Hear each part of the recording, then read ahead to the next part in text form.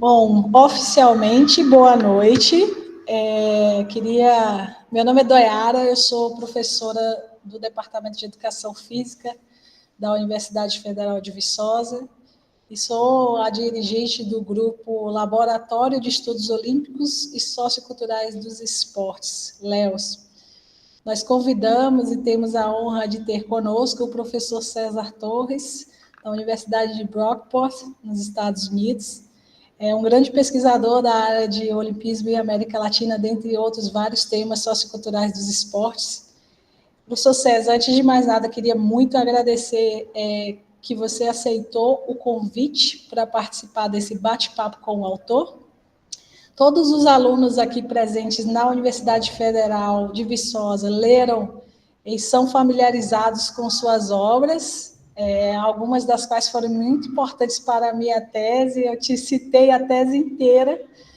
E, no fim, o professor Robert Barney, meu orientador, falou: eu vou convidar o César Torres. Aquilo me assustou muito naquele momento, mas o senhor foi muito generoso e contribuiu demais para meu próprio trabalho, e por isso eu sou muito grata de estar aqui hoje. Acho que eu demorei de tomar a iniciativa de fazer esse contato. Para começar, professor, eu queria te pedir, eu vou fazer a primeira pergunta, tá? Quando eu me deparei com os estudos olímpicos e buscando informações sobre a América Latina, eu encontrei muitos dos seus trabalhos, algumas coisas do professor Joseph Arbina, que, como o Barney falava, não sei se existe outra pronúncia, e não muito mais do que estas referências. Eu queria que o senhor relatasse um pouco de como foi começar a pesquisar sobre a história do movimento olímpico na América Latina. Com que cenário o senhor se deparou na sua trajetória? En primer lugar, me gustaría agradecer la invitación a conversar con los estudiantes y los colegas, y agradezco especialmente a la colega, la doctora Doyara Silva dos Santos. Es un placer volver a estar en contacto, y fue muy agradable participar de su tesis doctoral hace ya unos cuantos años. 10 anos agora. Eu respeito muito a língua de Camões, e meu português é muito ruim. Eu peguei 4 aulas quando doutorava, há mais de 25 anos. Eu prefiro não falar em português porque é muito ruim. Prefiro falar em espanhol ou portunhol, ou inglés. Entonces, nuevamente, gracias, buenas noches. Y con gusto les comento cómo comencé a investigar sobre temas de desarrollo histórico del deporte y la actividad física en América Latina, con un especial interés en Argentina. Mi título de grado es en Educación Física. Probablemente muchos de ustedes también tengan un título de grado en Educación Física. Enseñé muchos años educación física y también trabajaba en el ámbito del deporte. Trabajaba en una federación deportiva nacional a la cual llegó hace más de 30 años una invitación a participar en la Academia Olímpica Argentina. Tuve la suerte que me seleccionaran para participar en la Academia Olímpica Internacional en Grecia. Y allí conocí a muchos profesores de varios lugares del mundo, muy reconocidos, incluidos a Lamartine Pereira da Costa. Esa motivación hizo que continuara mis estudios. Y unos años después regresé a la Academia Olímpica a participar en el seminario de posgrado en estudios olímpicos. Y allí conocí, entre otros, a Bob Barney, que fue el orientador de la profesora Silva dos Santos. Entre otros, tuve también de profesores allí a Jim Parry, un filósofo, a John McAloon, un antropólogo. Y allí decidí que quería continuar mis estudios en este ámbito. Pero en Argentina no había programas especializados. De manera que, consultando con estos profesores y con otros colegas, llegué a Penn State University, que tiene un programa de filosofía e historia muy reconocido. Yo tenía muchas preguntas y en el programa de doctorado comencé a abordar esas preguntas.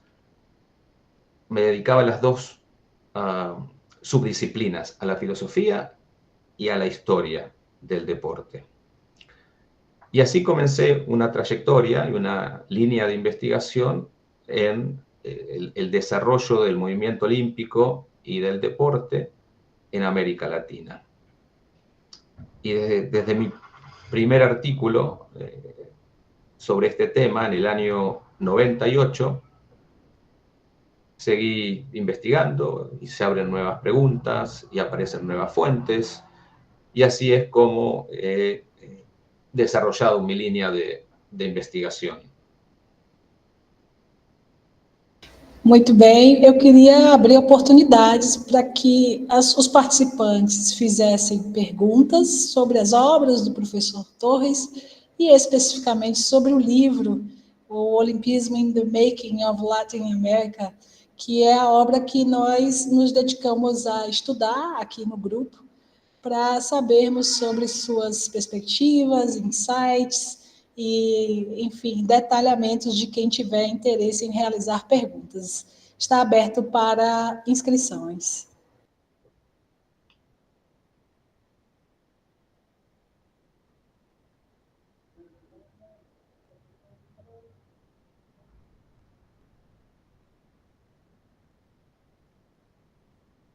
Temos um inscrito aqui na UFV, ele virá pertinho ao microfone para falar a pergunta dele.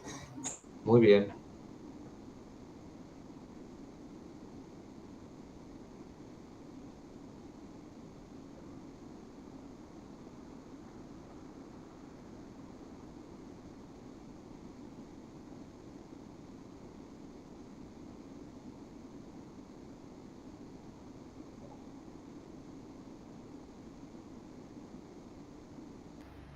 Olá, professor, tudo bem? Consegue me ouvir, me entender bem? Se puede escuchar muy bien. ¿Cómo es tu nombre?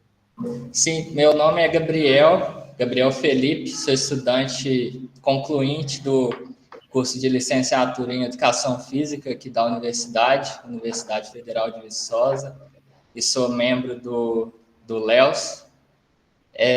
Eu tinha preparado uma questão em espanhol, mas como estou vendo que você está conseguindo entender, vou fazer em português que eu fico mais confortável. Bom, eu vou ser bem direto. Uma perspectiva que o livro traz, que eu acho bem interessante, é a de que o olimpismo ele vem para a América do Sul e para a América Latina, de maneira mais geral, né, como uma filosofia europeia, de fato, mas ele, como é colocado, ele se constrói em cada território da América Latina com as suas particularidades também. Mas a minha questão é o seguinte: com essa pretensão universalista do olimpismo vinda da Europa, na sua percepção, qual é o espaço para a contra-hegemonia aqui na América Latina? Qual é o espaço para se transformar o olimpismo em valores mais pertencentes a nós, da América Latina, aqui no nosso contexto, do que acontecer uma homogeneização cultural no planeta, uma sobreposição dos valores da Europa sobre os nossos. Como você enxerga o olimpismo como uma possível ferramenta de contra-hegemonia? A minha questão é essa. Gracias, Gabriel. Es una pregunta muy interesante que puede ser abordada desde un punto de vista histórico y también desde un punto de vista filosófico en un contexto más actual. Brevemente, en el contexto histórico, si bien es cierto que esta filosofía que se denomina olimpismo surge en Europa y se disemina en el resto del mundo, hay procesos de adaptación a los contextos locales y hay permutaciones. Dentro de cada país hay una dinámica específica en la cual se pueden percibir, a su vez, ritmos políticos, culturales, sociales, económicos, bien específicos. En el desarrollo histórico del olimpismo en América Latina hay grupos que quieren adoptar este ideario europeo sin mayores modificaciones. Pero hay otros grupos que, no sé si a riesgo, son contrahegemónicos, pero al menos sí pretenden redefinir, actualizar esa filosofía en torno a la especificidad de cada país. Y esto es un patrón que se ve bastante en diferentes países de América Latina, incluyendo Brasil, en los años 20, los años 30, los años 40, en los cuales hay diferentes grupos que pujan por ser quienes representan a la nación en el movimiento olímpico. En Brasil hay una puja entre grupos de San Pablo y grupos de Río de Janeiro.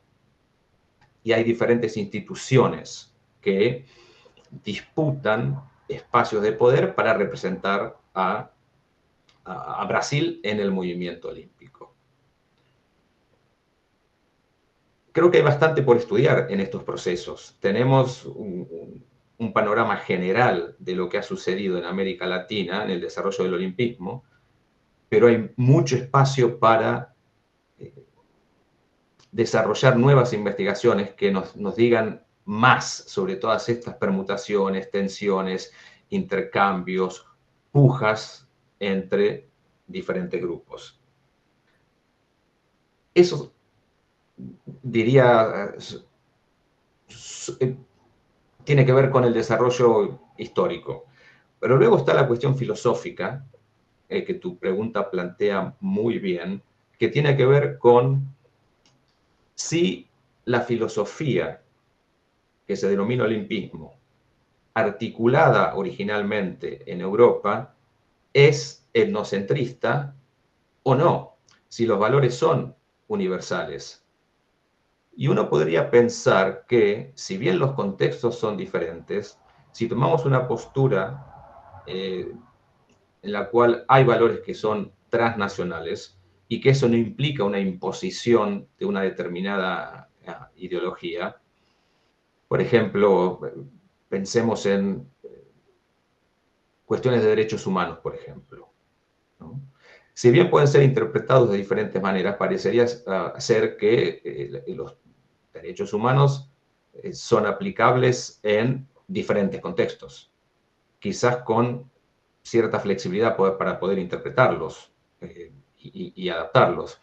Jim Parry tiene un concepto muy interesante en ese sentido, que dice que el olimpismo es una filosofía ecuménica, pero adaptable a diferentes contextos. De manera que no me parece que tengamos que hablar de imposición, ¿no? Y nuevamente, cuando se adopta este ideario, esa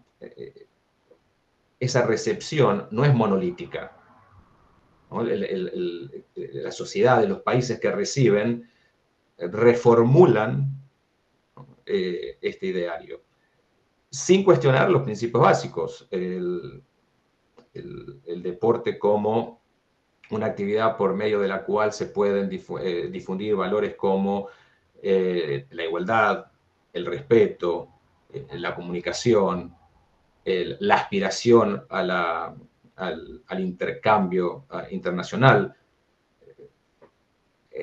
Tiende a haber cierto consenso en que lo que permite el movimiento olímpico y la filosofía del olimpismo es justamente reconocernos como iguales en nuestras diferencias y de esta manera poder dialogar, ¿no? y construir a los Juegos Olímpicos justamente como un espacio de intercambio dialógico en los cuales las diferencias no se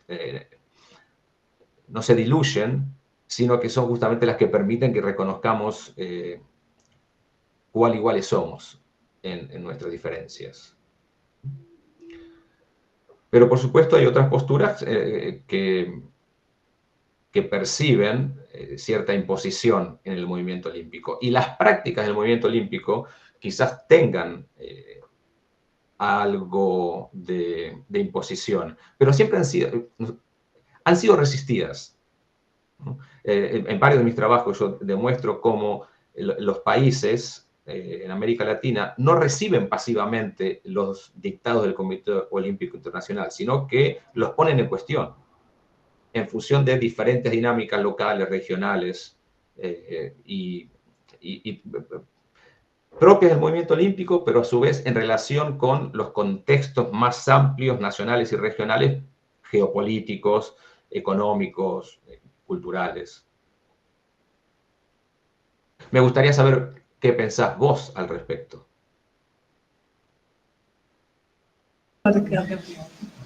Muito obrigado pela resposta, professor. Sim. Assim, sobre inicialmente a questão do o que eu pensaria que seriam ações contra-hegemônicas, por assim dizer, né? Eu penso que quando uma sociedade aqui na América Latina ou no Caribe utiliza o olimpismo, os Jogos Olímpicos, por assim dizer, as práticas esportivas associadas ao movimento olímpico, quando em determinado momento da história, essas sociedades na América Latina, elas utilizam essas práticas como uma contraforça, por assim dizer, a própria exploração, a própria imposição que vem do continente europeu para cá, em outros contextos, ela se torna contra-hegemônica a partir desse momento. Então, por exemplo, quando o olimpismo ele se torna uma ferramenta de reafirmação identitária de alguma sociedade da América Latina, por exemplo. Então, quando o olimpismo se torna uma ferramenta de reafirmação da identidade cubana, por exemplo, quando o olimpismo se torna uma ferramenta de afirmação da identidade de Porto Rico, que estava vivendo um momento que vive ainda, né? Porto Rico vive uma certa subordinação, por assim dizer, aos Estados Unidos. Então, quando se utiliza o esporte, o movimento olímpico para poder reafirmar a identidade de, por exemplo, Porto Rico como grupo, como cultura, como povos que independem dos Estados Unidos para terem sua identidade, por exemplo. Eu acho que nesse sentido que opera o olimpismo como contra-hegemonia, por assim dizer. En ese sentido, Gabriel, me gustaría preguntarte, y también a tus colegas, ¿vos crees que en los Juegos Olímpicos de Río 2016 hubo algún tipo de resistencia o de reflexión sobre la identidad brasilera, lo que significa ser de Brasil?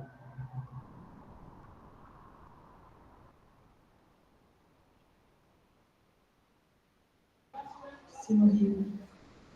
Eu penso que no Rio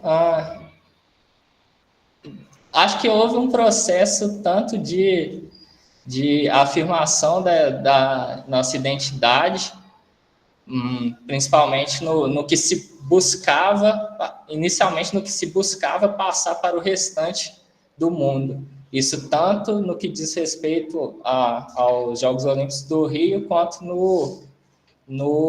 na Copa do Mundo de 2014. Mas eu acho que ao mesmo tempo que tinha-se essa ânsia de passar o que era a identidade brasileira, eu acho que ainda existia uma tentativa de adequar a identidade brasileira ao que vinha de fora, ao que vinha do norte global, especificamente, o que as grandes indústrias elas compreendem como sociedade e por aí vai. Então, eu penso que no Rio ocorreu muito isso também, uma reorganização da cidade, para ela se parecer mais com uma cidade do norte global, dos Estados Unidos, da Europa. Então, houve esse paradoxo, eu penso, nos Jogos Olímpicos do Rio. Eu não sei o que o resto do pessoal pensa y pode falar sobre también. En ese sentido, hay varios colegas que han dicho, utilizando las ideas del antropólogo Clifford Geertz, que los Juegos Olímpicos nos permiten imaginarnos quiénes somos y quiénes queremos ser. Sería muy interesante estudiar en detalle históricamente cómo las manifestaciones del movimiento olímpico en Brasil, la organización de Juegos Panamericanos, por ejemplo, en San Pablo, en Río, la organización de los Juegos Olímpicos, imaginaron una brasileidad, imaginaron una identidad nacional, y cómo esa imagen construida de la identidad brasilera fue cambiando o no, qué continuidades hay y qué rupturas a lo largo de la historia del movimiento olímpico en Brasil a través de la organización de grandes eventos como los Juegos Panamericanos y los Juegos Olímpicos.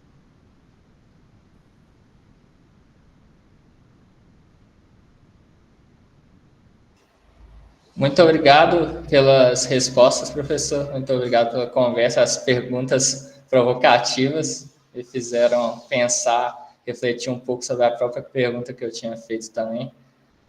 Agora eu vou dar a oportunidade para outra pessoa fazer a pergunta, que eu já falei bastante aqui. Mas muito obrigado. Gracias, Gabriel. Obrigado pela participação, estar aqui conosco.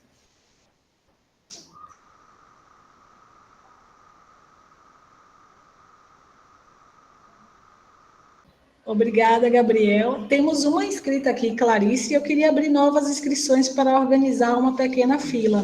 Alguém que está na sala online tem interesse de fazer uma pergunta?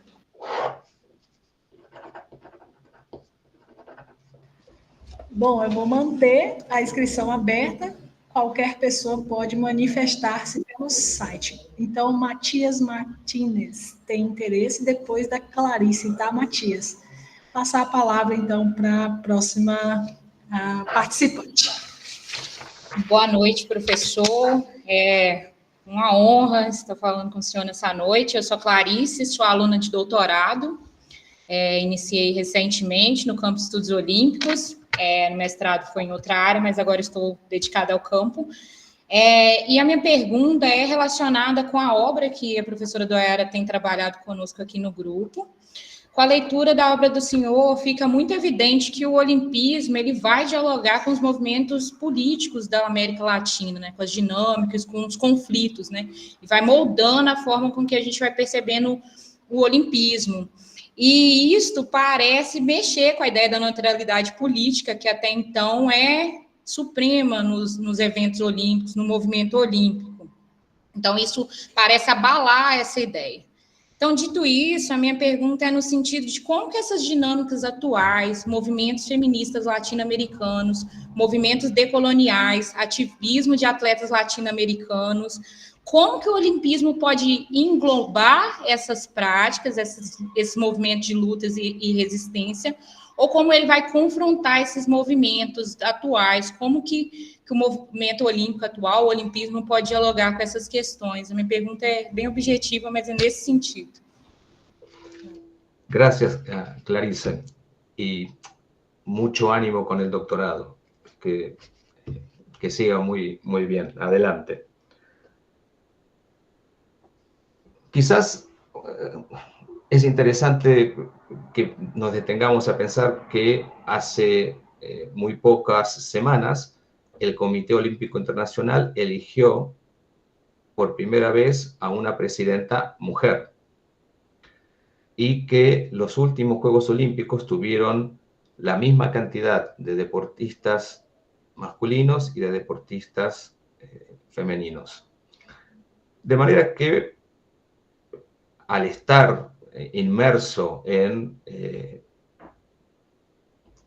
la sociedad global, en el sistema global, el movimiento olímpico no es ajeno a, como decías, los movimientos feministas, los movimientos de deportistas,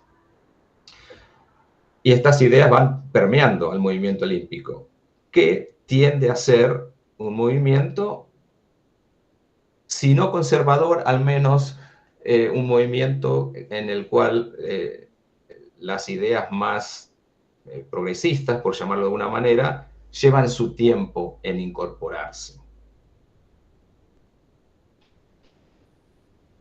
Quizás esto se perciba más a nivel nacional, como en las estructuras de los movimientos olímpicos nacionales hay disputas a el cambio lento en el movimiento olímpico. Así como hay que resaltar que la próxima presidenta del Comité Olímpico Internacional va a ser una mujer y que las deportistas han ganado mucho espacio en los Juegos Olímpicos, cuando uno mira a la administración del movimiento olímpico, cuando nos detenemos a pensar sobre quienes entrenan a los y las deportistas olímpicas, quiénes son los que forman parte de los equipos amplios de entrenamiento, las mujeres siguen estando subrepresentadas. Es decir, que hay aún muchísimo trabajo que realizar para lograr una paridad de género. Si tenemos en cuenta, por ejemplo, el estado de las personas transgénero en el movimiento olímpico y específicamente a las mujeres transgénero y la posibilidad o imposibilidad de participar como mujeres en los Juegos Olímpicos y en otros eventos del movimiento olímpico, vemos que hay disputas y, de acuerdo donde uno se posicione en estas temáticas, ciertos retrocesos.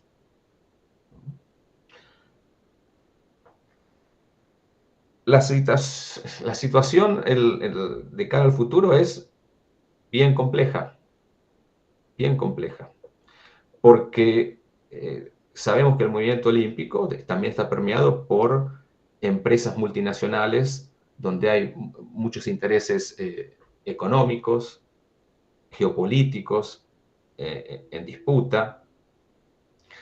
Hay unas preguntas muy interesantes que se abren con los próximos Juegos Olímpicos en Estados Unidos y las actuales políticas migratorias.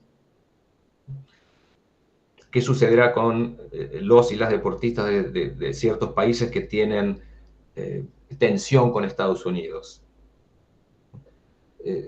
¿Se impondrá el ideario ecuménico, universalista, pacifista del movimiento olímpico o la dinámica política interna de los Estados Unidos va a tensionar los ideales del movimiento olímpico? Son desafíos muy acuciantes para la próxima presidenta del Comité Olímpico Internacional. No sé si estoy contestando directamente tu pregunta, pero me generó este tipo de reflexión lo que planteabas. Al igual que con Gabriel, me interesaría saber cuál es tu perspectiva.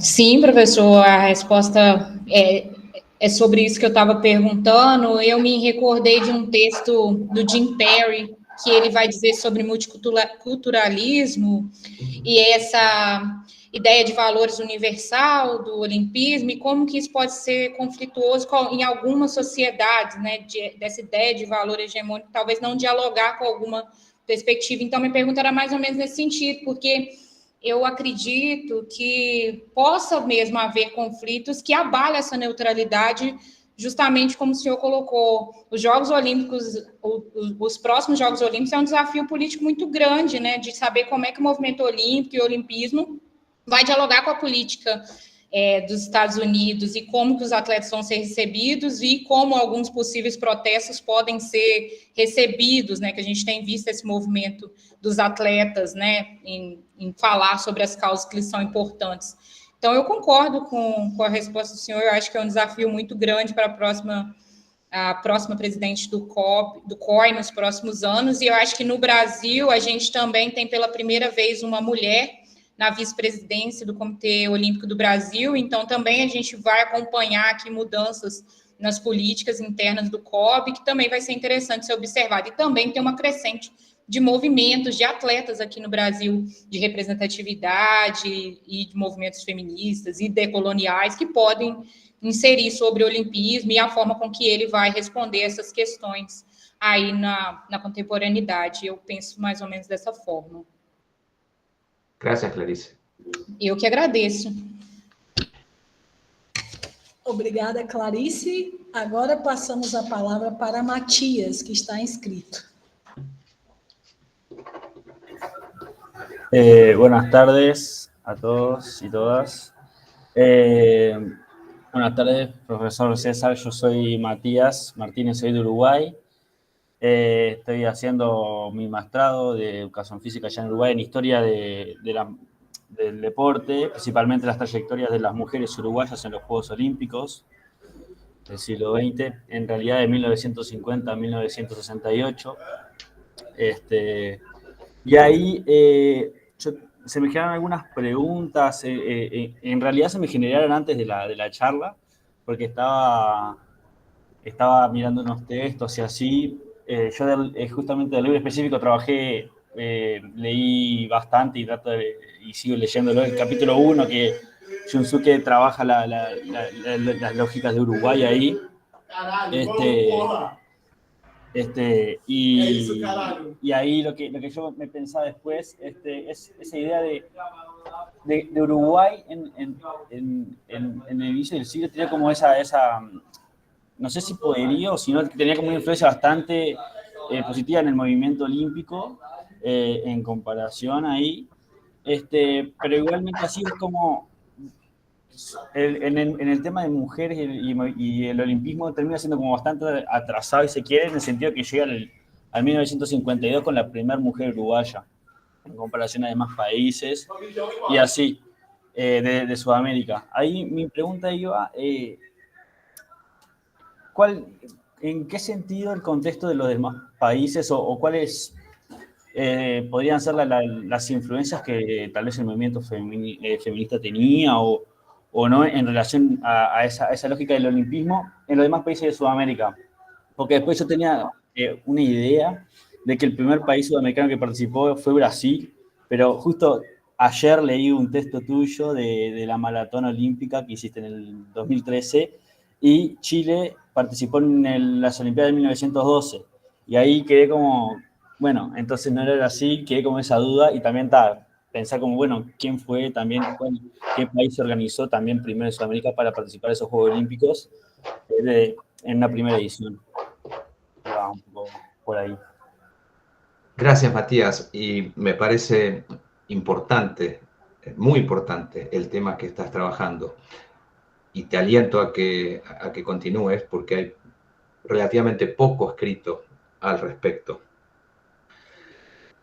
En realidad, en los primeros Juegos Olímpicos, Chile tiene un representante en los Juegos Olímpicos de Atenas de 1896, pero, de apellido Subercaseaux, pero son participaciones aisladas, no son orgánicas.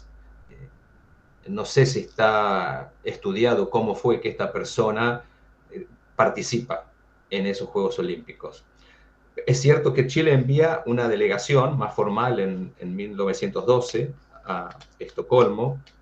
Había un educador, si recuerdo bien, de apellido García, pero puede ser que ese no sea el apellido correcto, que es quien impulsa esa participación.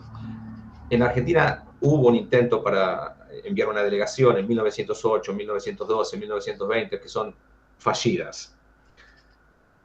Eso lo comento en relación a lo que planteaba estas primeras participaciones, ¿no? Y en cuanto a el tema de la participación femenina, en 1948 Argentina envía una delegación donde haya un grupo relativamente numeroso de mujeres deportistas. Hubo una participación femenina anterior en 1936, pero aislada, una nadadora de clase socioeconómica alta.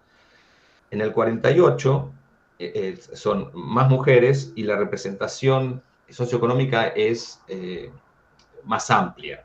Y esto tiene que ver con que en 1948 quien articula la delegación argentina es el peronismo, que había asumido el poder en 1946. No se puede desligar la participación femenina argentina en 1948 de ese movimiento político. Habría que ver en Uruguay, desconozco, cuál era la situación política a comienzos de los años 50 y por qué Uruguay, que tenía una política social desde comienzo de siglo bastante progresista, ¿no? Con muchos servicios sociales, con una constitución también que planteaba derechos que en otros países todavía no eran imaginados o concebidos como tal. ¿Qué sucedió ahí? Desconozco el proceso, pero me parece fantástico que lo trabajes y lo investigues. Me gustaría saber cuáles son tus hipótesis al respecto. ¿Cuántas mujeres fueron a esa delegación a Helsinki en 1952? ¿Cómo fue posibilitada? ¿Cuál era el papel de la Comisión Nacional de Educación Física, del Comité Olímpico Uruguayo? Y ese es un trabajo en sí mismo, pero después hay otra vertiente bien interesante de ese trabajo que puede ser comparado. ¿Qué sucedía en los países vecinos a comienzos de los años 50 en relación a la mujer y el deporte? En realidad tengo más preguntas para hacerte que respuestas, y eso habla bien del tema que estás planteando y de las preguntas que estás planteando. ¿Qué sabes del tema? ¿Qué nos podrías decir? Sí, ahí, nada, eso que vos planteas ahí es una de mis hipótesis también, porque justo en 1950 es la vuelta de los ideales de Valle al Uruguay, o sea, es el neovallismo. Ahí en las primeras décadas del siglo XX hay un presidente que es José Valle Ordóñez, que fue, bueno, propulsó mucho lo que tiene que ver el tema de deporte, derechos de las mujeres y demás. Ahí en 1950 está como esa etapa del neovallismo, que no ha entrado mucho todavía en esa cuestión del análisis político, pero sí tengo como la idea de que la vuelta a esos ideales tuvo de cierta manera algo que ver en ese sentido. Ahí la primera participación es aislada como la de Argentina, que es una única, y como la de Brasil, de la mujer, que es una única, que es María Elena. Pero no es tan aislada en ese sentido, me parece, porque es la primera sudamericana mujer que es portadora de la bandera de su país. Estella Puente se llamaba, era lanzadora de jabalina y fue abanderada del pabellón nacional en esos Juegos Olímpicos y se convierte en la primera mujer sudamericana en hacerlo. Es aislada porque es única, pero también tiene como ese toque que conlleva a ser cabeza de toda una delegación, que el resto de personas sean todas masculinas, sean todos hombres. Nada, tengo como también varias preguntas que están dentro del proceso de trabajo de la maestría que esperemos resolverlas todas y si no, quedarán para un futuro trabajo. Pero en ese sentido, esa primera participación es como bien interesante para mí por todas esas cuestiones que conlleva. Mi idea también es ver en los países de alrededor, justamente en esa fecha que pasaba. Después me generan muchas dudas porque mi idea de esto de ir hasta el 68 es porque hasta el 68 no participan más mujeres uruguayas. O sea, es esa aislada, abanderada, incluso es la mejor sudamericana en lanzamiento de jabalina, pero después no participa en otros, hasta el 68 no participa ninguna mujer más. E incluso ella en los Panamericanos de México del 55 queda segunda en lanzamiento de jabalina por detrás de una estadounidense con mucha diferencia, pero en Sudamericana seguía siendo la mejor lanzadora de jabalina, pero no participa en el 56, en los Juegos Olímpicos. Y ahí, nada, son como muchas dudas en esas cuestiones de bueno, qué cosas pasaron políticas y sociales y demás, en relación a esas cuestiones. Entonces, te podría preguntar 1500 cosas que son parte de ese trabajo. Pero yo creo que en esa primera participación, que es como la primera y es con la que más estoy ahora, esa idea de los ideales de Valle a la vuelta de la presidencia, el nuevo vallismo, creo que tuvo mucho que ver en ese sentido.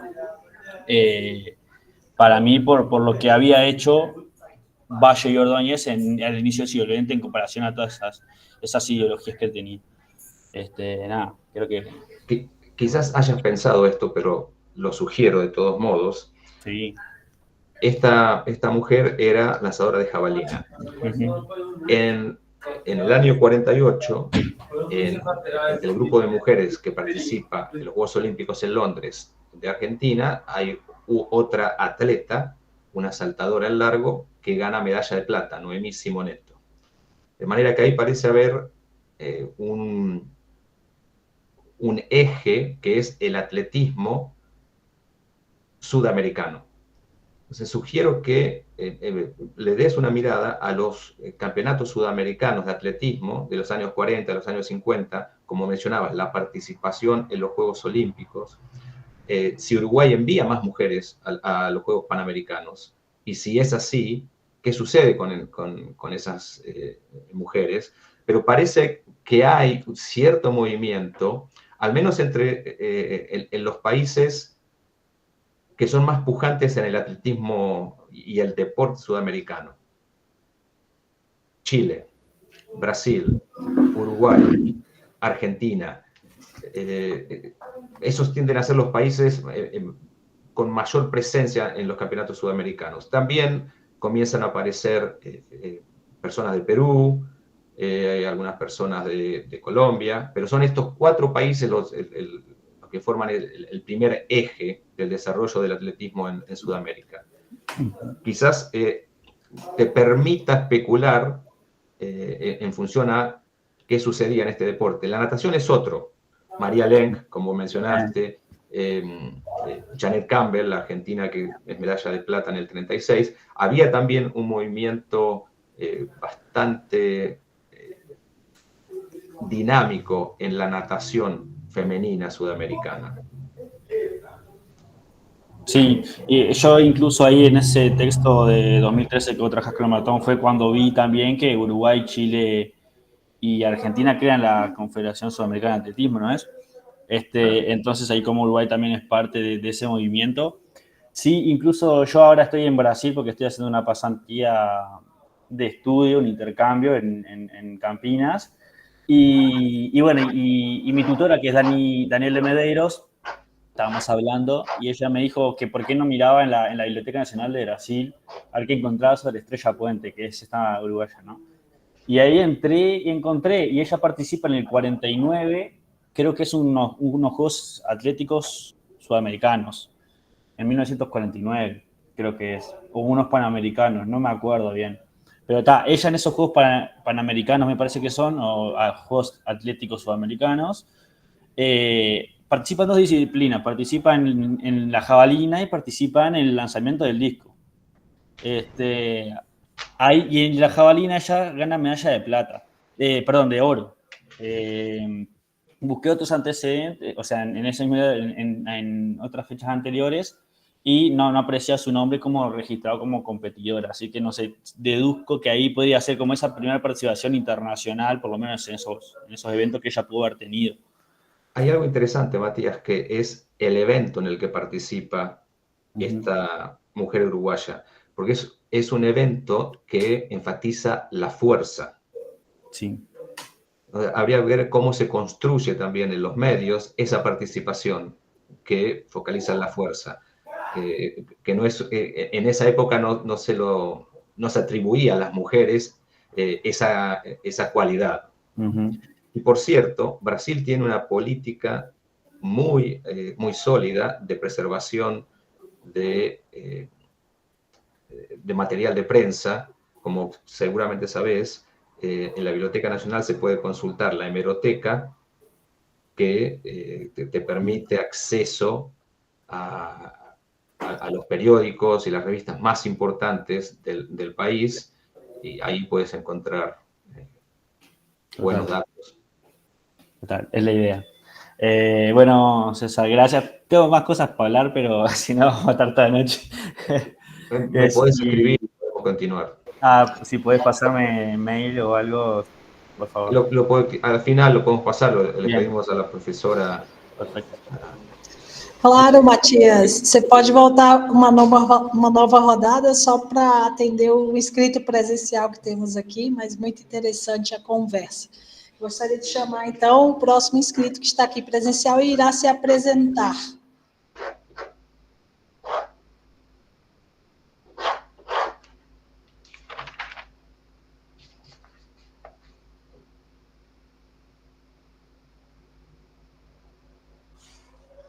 Olá, César. Boa noite, boa tarde. Meu nome é Augusto, eu faço mestrado aqui na universidade. Estou caminhando também para a área de estudos olímpicos. E minha pergunta vai ser muito relacionada a algumas discussões que vieram desse grupo. Entendendo que os estudos olímpicos são permeados por discussões políticas, culturais, ideológicas, eu queria saber de você como você percebe os Jogos Pan-Americanos nesse cenário. Você percebe os Jogos Pan-Americanos como um elemento de um espaço de construção da identidade latino-americana, das Américas, dentro do âmbito mundial, ou se adentra também a elementos de própria subordinação e controle político, cultural, ideológico, advindos do Comitê Olímpico Internacional, advindos de valores de cultura eurocêntrica e também norte-americana. Queria que você falasse um pouquinho mais sobre os Jogos Pan-Americanos. Gracias, Augusto. Los Juegos Panamericanos han sido estudiados muy poco en el ámbito académico. La profesora Doyara es una de las personas que lo ha trabajado. Yo también he trabajado, hay por supuesto otros colegas, pero siguen siendo un evento que no ha captado la atención de los y las académicas. Y hay muchísimo para investigar. Habría que periodizar a los Juegos Panamericanos, y esto no está hecho. Los primeros Juegos Panamericanos, de los años 50, de los años 60, tienen una dinámica particular, ¿no? Pero, por supuesto, se crean en base al modelo de los Juegos Olímpicos. Y son utilizados por diferentes gobiernos, como en el primer peronismo. Los primeros Juegos Panamericanos oficiales, hay antecedentes, ¿no? Pero focalicémonos en los Juegos Panamericanos organizados por lo que hoy es Panam Sports, la organización deportiva panamericana. Esos juegos están muy influenciados por el peronismo. Y el peronismo intenta proyectar una imagen de la nueva Argentina, de Perón y de Eva Perón, a través de este evento.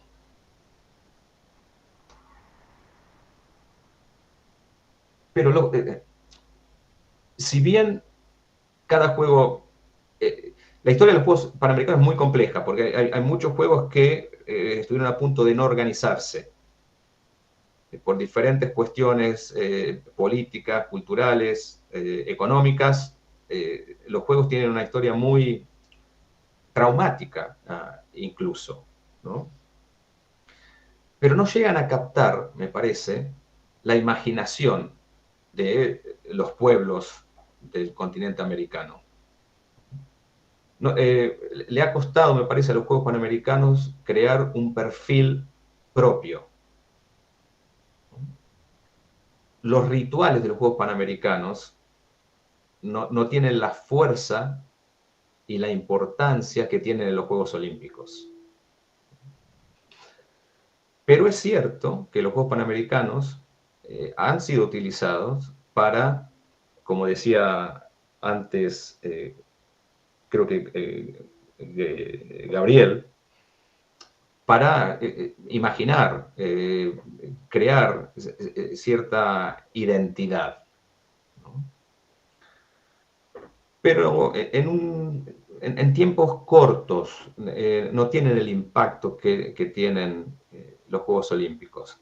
De todas maneras, lo que estoy planteando es preliminar, porque excepto por los Juegos Panamericanos del 55, de 1951 en Buenos Aires, el resto de los Juegos Olímpicos no tiene un cuerpo de estudio suficiente como para poder teorizar esto es lo que sucedió, estas fueron las fuerzas que lo llevaron adelante, las dificultades.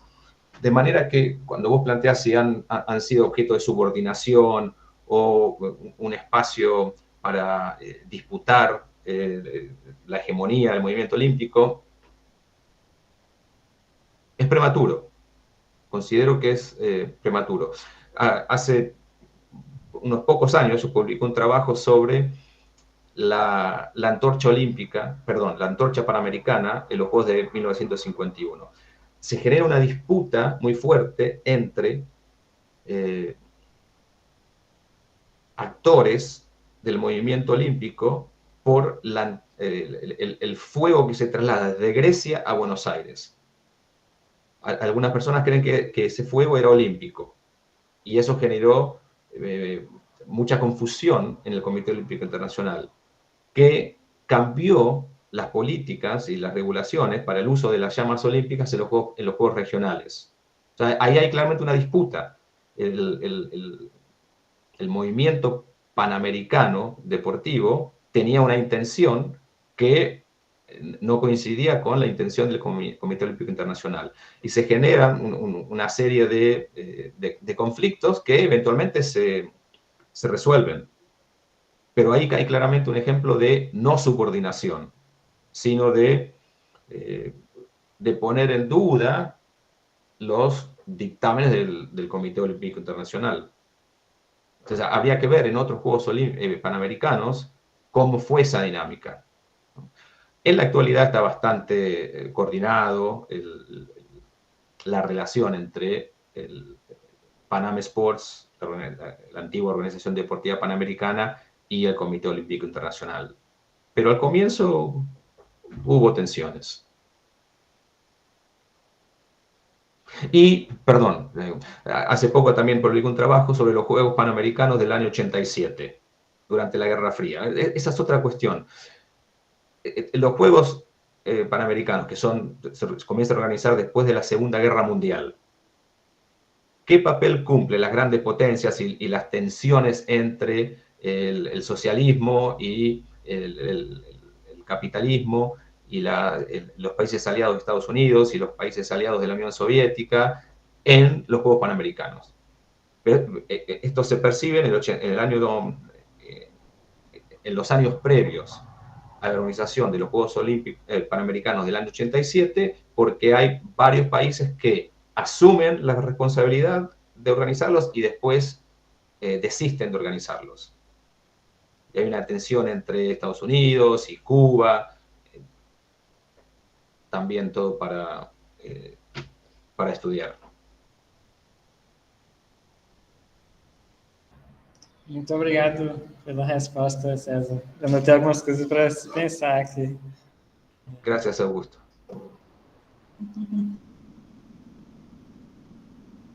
Obrigada, Augusto. Obrigada, professor César. Uma nova rodada está aberta. Não sei se alguém da sala se inscreveu. Não vi o chat, mas alguém está inscrito. E presencialmente temos inscritos? Não? Podemos, então, eu tenho uma pergunta, professor César. A minha pergunta é sobre quais os desafios para mobilizar estudiosos da América Latina a superar as fronteiras nacionais, e eu sei dos seus esforços em produção acadêmica de livros quanto a isso.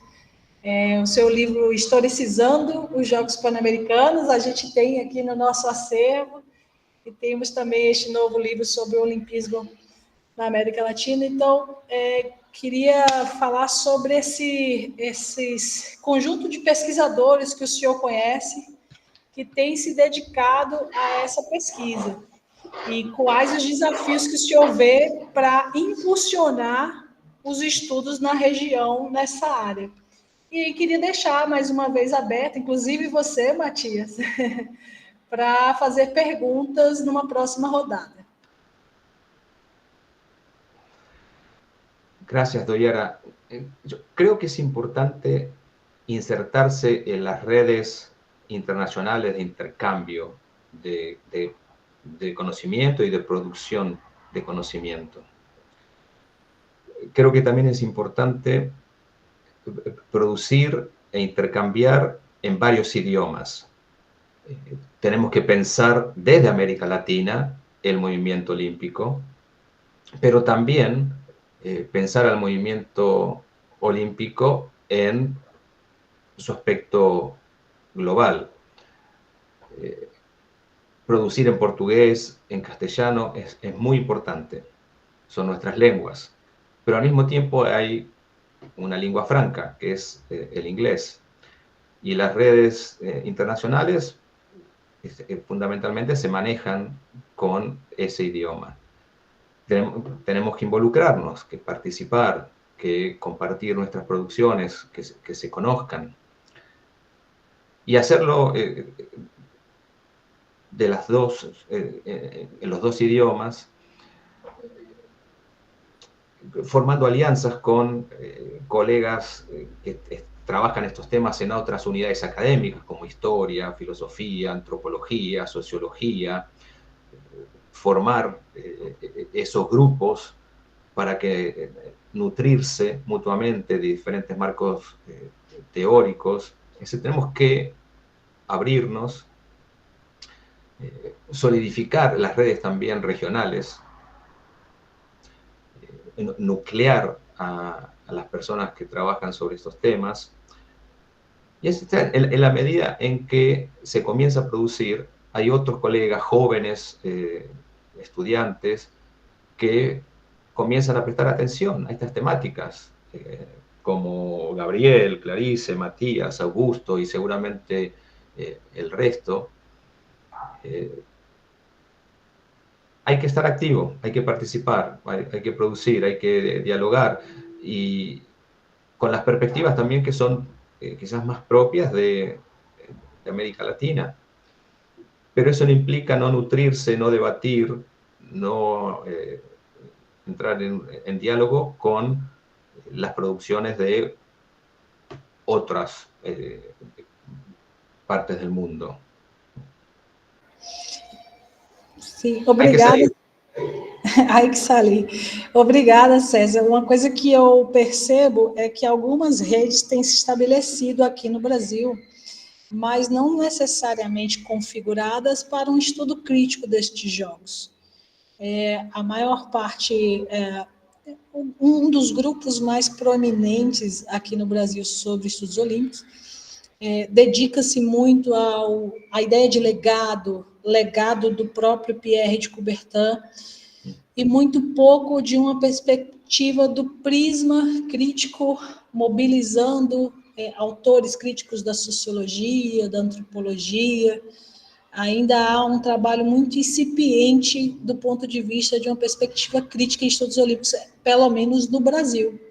Eu não sei se é este o cenário em todo contexto na América Latina, né? E sinto falta também de conhecer histórias de Santa Lúcia, por exemplo, que acabou de ter a primeira medalhista de sua história.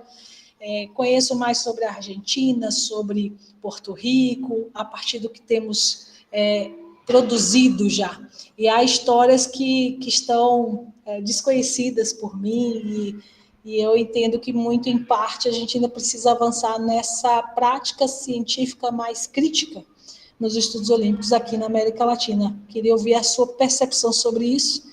Não sei se temos novos inscritos, mas faremos uma última rodada depois desta minha complementação.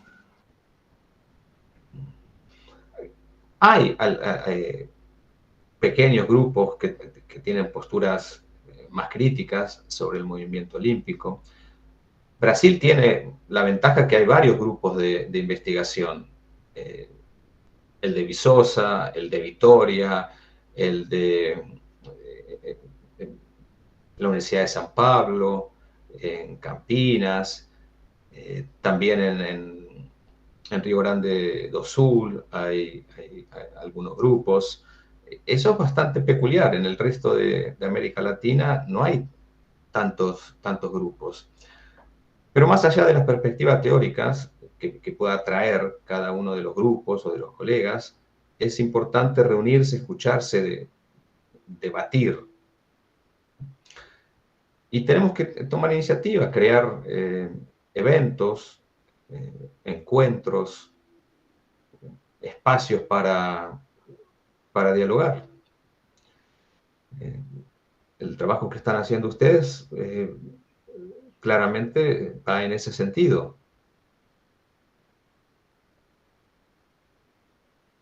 Sim, estamos aqui iniciando um trabalho nesse sentido. Matias, você que estava com mais perguntas, tem uma possibilidade boa agora. Você gostaria de fazer uma nova pergunta, professor César? No, ahí yo quedé, solo cuando, ahí en esa última parte que quedamos hablando de la Confederación Atlética Sudamericana, o Atletismo Sudamericano, ¿qué tanta influencia? O sea, entiendo que tuvo mucha influencia eso para esa confederación, para el atletismo en general, para dentro de los Juegos Olímpicos, entendiendo que es, si se quiere, como el deporte histórico más importante de los Juegos Olímpicos, ¿no? El tema del atletismo. Pero, ¿qué tanta influencia tuvo esa confederación a los demás países sudamericanos? Porque ahí, en ese texto que yo te mencioné que leí, ahí, a partir de Chile, Argentina y Uruguay, en la primera sesión, o en la primera reunión, invitan a los demás países sudamericanos. ¿Vos metés un poco de eso? Y ahí, ¿cómo ellos, los demás países sudamericanos, toman esa idea de ser parte, no ser parte? ¿Por qué ellos no estuvieron en el inicio también en esa conformación? Porque tal vez no eran como no tenían como tanta relevancia en ese sentido, o por qué, ya mencionaste que Chile, Argentina y Uruguay y Brasil eran como los cuatro que estaban ahí como con mucha fuerza en atletismo, pero ¿por qué los demás países estaban como en ese sentido tal vez no tan insertos dentro del atletismo, o capaz que no era eso, sino que, no sé, eran otras cuestiones ahí las que me fueron quedando en realidad? Son temas a investigar. Uh-huh. ¿Por qué razón países como Perú, Ecuador, Colombia, Venezuela, Paraguay no tenían presencia en esas instituciones primarias del deporte sudamericano? Habría que preguntarse cuál era el estado del desarrollo del deporte en esos países. Quienes dirigían o pretendían dirigir el deporte en esos países. Eso está todo por investigarse. Todo por investigar.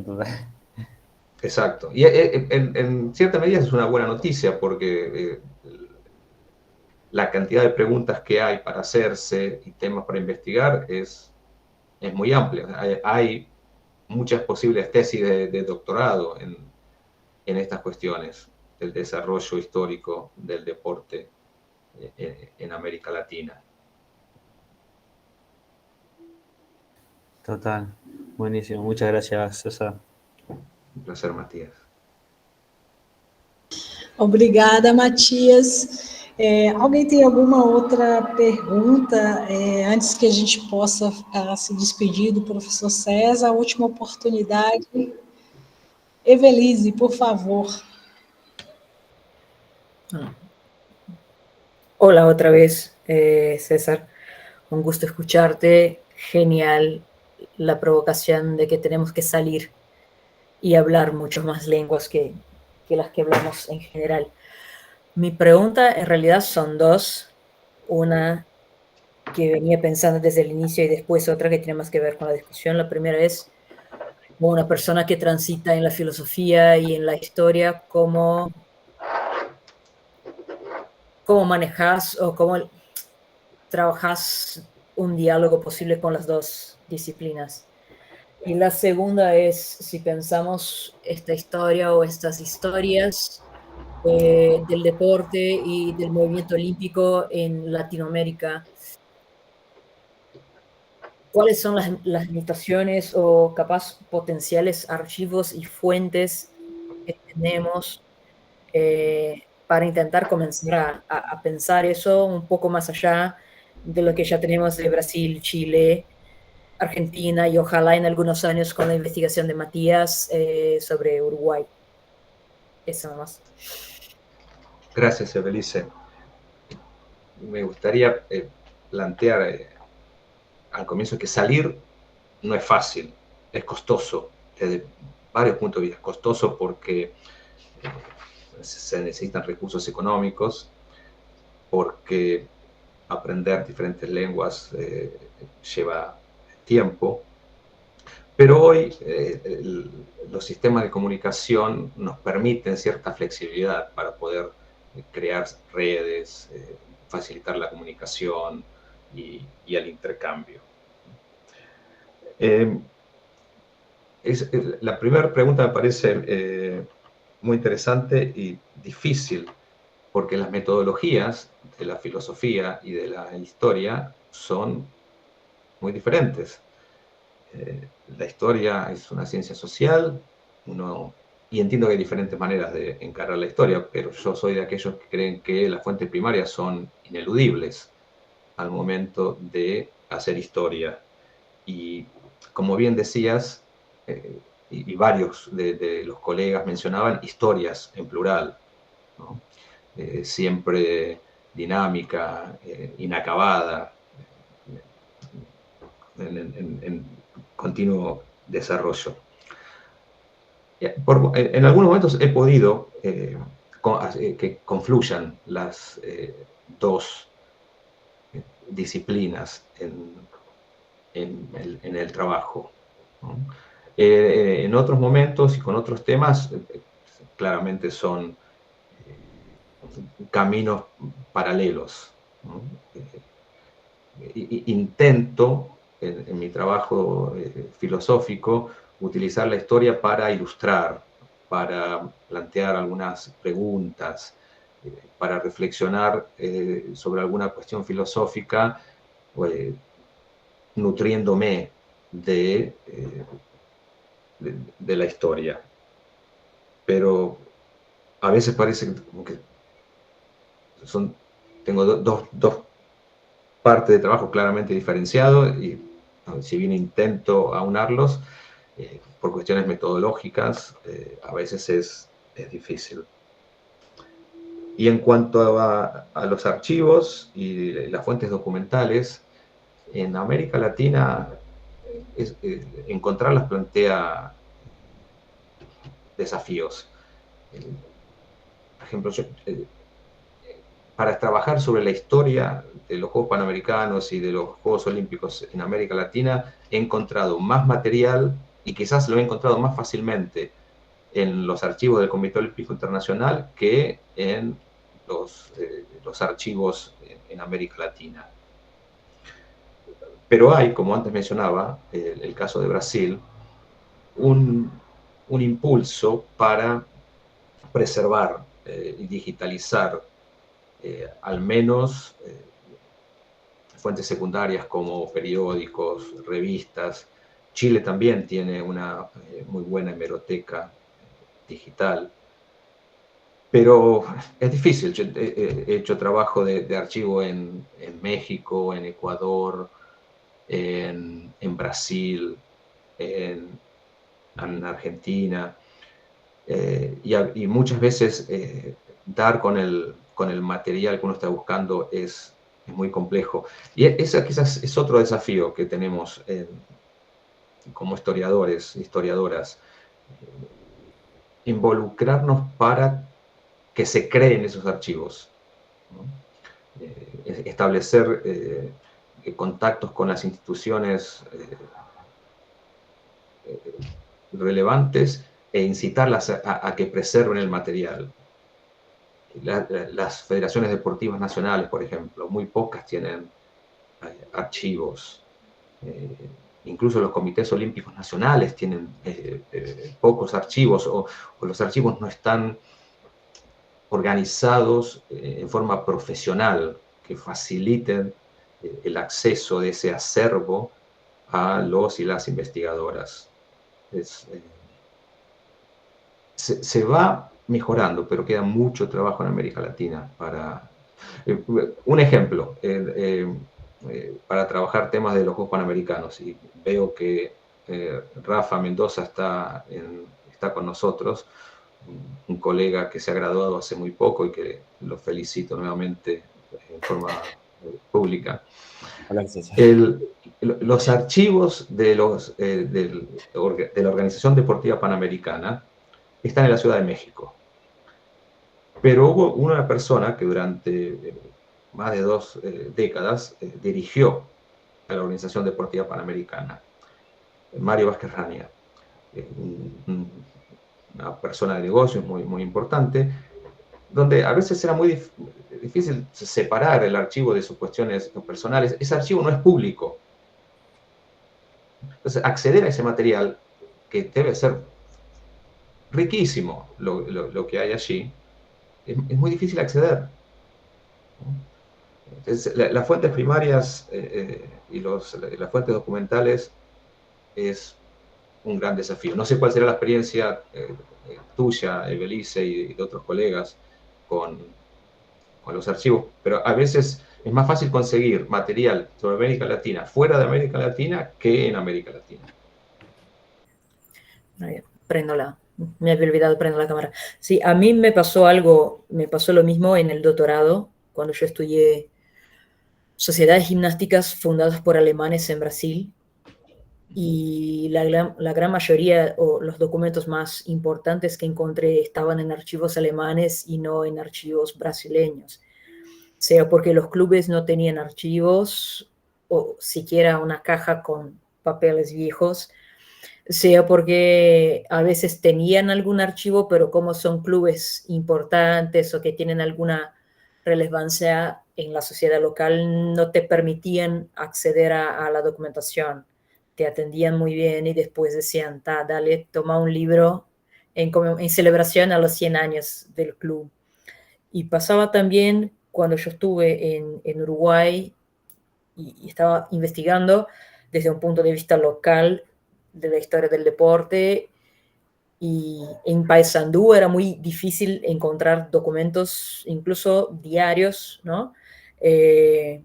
Locales, estaban todos en la Biblioteca Nacional en Montevideo.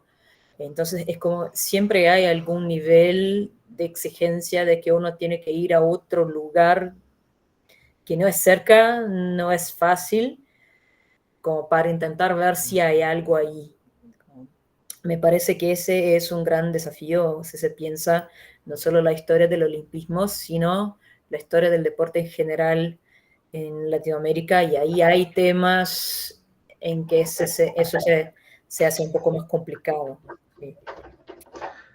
De todas maneras, al ser un movimiento internacional, estudiar el movimiento olímpico implica tener que visitar archivos en diferentes lugares. Y esto también es un desafío, por lo que mencionábamos antes. Pero al establecerse diálogos internacionales, uno tiene que viajar para investigar en el movimiento olímpico. Aunque esté trabajando en un tema particular, nacional, por ejemplo, en el caso de Uruguay, es probable que en el Comité Olímpico Internacional, en los archivos que están muy bien organizados, el trabajo que hacen allí es excelente, probablemente haya material ahí que les sea de utilidad. Muchas veces tenemos la dificultad de acceder a esos archivos, porque es costoso llegar a Lausanne. Pero eso también es algo a tener en cuenta. Al ser un movimiento internacional, la circulación de material hace que tengamos que también nosotros tener una aproximación internacional a la investigación. Bueno, muchas gracias. Queria lembrar que eu tive a oportunidade, professor César, de ir à Organização Pan-Americana de Esportes, agora Panam, em México, em 2017, com o prêmio do NESH para pesquisadores latinos. E quando fiz contato com o Comitê Olímpico Mexicano e também com a Panam, para entrar e acessar os arquivos, não encontrei muita dificuldade. Entrei nos arquivos. Porém, ao chegar lá, me deparei com... Me permitiram 1 hora de acesso aos arquivos, apenas, e me deparei com caixas que não estavam catalogadas, não tinham um sistema de busca, e também não tinha nenhum zelo com a preservação, porque não me foi dada nenhuma informação sobre como manusear. E eu vi atas de reuniões da Panam, eu vi materiais de presidentes, correspondências, e infelizmente eu não podia nem fotografar, nem digitalizar, apenas manuseá-los por 1 hora.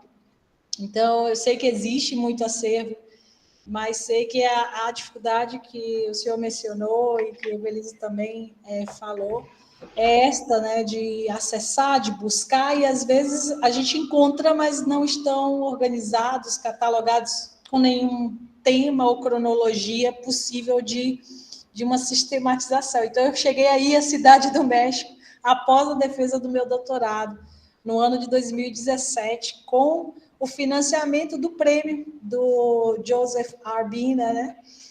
E não consegui acessar esses documentos tão bem. No Comitê Olímpico Mexicano, eu tive melhor sorte, conseguindo ver algo sobre o José de Calarque Flores, da sua presidência. Mas também não pude registrar nada, digitalizar nada, só acessar. Mas esses desafios vão se acumulando, mas há caminhos, sinalizam caminhos, né? A eso me refiero con dificultad, no solamente al acceso, que en algunos casos no es abierto, pero en otros casos, como bien planteás, que el tiempo es muy limitado, el material no está catalogado, no tiene ningún tipo de organización. Eso es bastante común.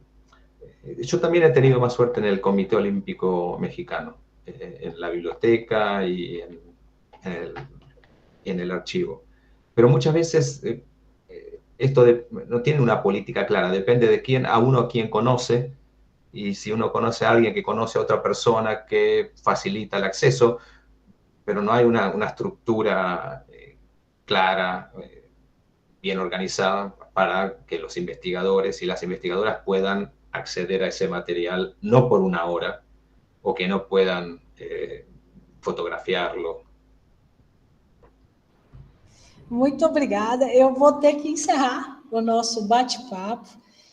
Há 10 anos, em 2015, o professor César Torres foi membro da minha banca de doutoramento, e eu não imaginei que 10 anos depois estaríamos aqui na oportunidade de compartilhar não só com os alunos da UFV, meus alunos do Laboratório de Estudos Olímpicos e Socioculturais dos Esportes, mas também com pessoas como Matias, minha colega Evelise, outros inscritos que estão aqui, Fernanda, Rafael, Mariana, e eu espero que todos tenham aproveitado. Em breve nós vamos utilizar essa gravação, talvez editá-la para colocar no nosso canal, né, disponibilizada para finalidades acadêmicas. E eu queria, mais uma vez, agradecer a todos que se inscreveram, que participaram, e ao professor César, e anunciar que a nossa intenção, professor César, é que o LEOS, nosso grupo, organize um evento de estudos olímpicos no segundo semestre de 2025. E, de antemão, eu queria muito te convidar, é claro que nós vamos pensar uma agenda, um calendário, para fazer a mesa de abertura desse evento de estudos olímpicos que estamos planejando, seja por conferência online, e quem sabe, se tivermos recursos, trazê-lo até a UFV, trazê-lo ao Brasil para falar conosco neste evento que estamos planejando. Então, de novo, muito obrigada, deixo para suas palavras finais. Quien agradece soy yo, profesora Doyara. Ha sido un placer reconectar contigo, conocer a algunos de tus colegas, a tus estudiantes. Quedemos en contacto y con mucho gusto seguimos pensando eventos, intercambios, que sean una manera de comenzar, no de terminar. Y después, Doyara, por favor, le podés pasar al grupo de estudiantes mi correo electrónico y me pueden contactar, y con mucho gusto continuamos la conversación. Les deseo unas buenas noches y seguimos en contacto. Boa noite, claro, vou compartilhar. Tchau, boa noite. Gracias, César. De nada, adiós.